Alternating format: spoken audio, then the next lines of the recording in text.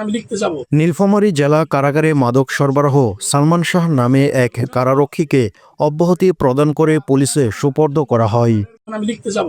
এটা কিভাবে কি ঘটনা হয়েছে, কে কে আমার সাথে ছিল, এই ঘটনার সাথে কে কে জড়িত, এই সূত্রকালের আপনার কতটুকু পরিমাণ যাই পাওয়া গেছে পাওয়া গেছে। এটা যাই পাওয়া গেছে কোশ্চেন হলো উত্তর হলো এখানে সিসি ক্যামেরার ফুটেজ আছে ভাই, CC ক্যামেরা ধরে ওখানে ওখানে মাপ আমি কি বলি আপনাকে মাপ করার মতো কয় কিছু পুরিয়া ছিল পাওয়া না। যাচ্ছে? 1 পুরিয়া না 2 পুরিয়া না 50 গ্রাম না 100 গ্রাম কতটুকু পাওয়া মানে ওইখানে মাপ দেওয়ার মতো কোনো কিছুই ছিল না, যার কারণে ওই সময় কিছুই হয় নাই। আমাকে 3টার সময় পাঠাই দিচ্ছে, বলছে এই বিষয় নিয়ে কোনো কথাই হবে না। যে আমি এখনো যেখানে আপনার পুরো নাম কি জানি বলেন, আরেকবার বলেন তো ভাই আপনার পুরো নামটা। বড় ভাই ধন্যবাদ। আপনার পুরো নামটা বুঝতে পারছেন? আপনার পুরো নামটা আমার শারীরিক ভাবে আমি একটু অসুস্থ।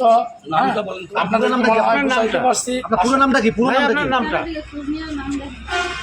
অবশ্যই আমার প্রতিষ্ঠানে পুরো নামটা কি?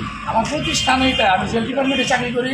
আমি একজন নাম অফিসে আছে না, অসুবিধা কোথায়? অসুবিধা তো নাই। তাইলে নাম অফিসে আছে না, অফিস জেল সুপার দিতে পারতো না। ও দেখছেন কথা মানুষের অসুস্থ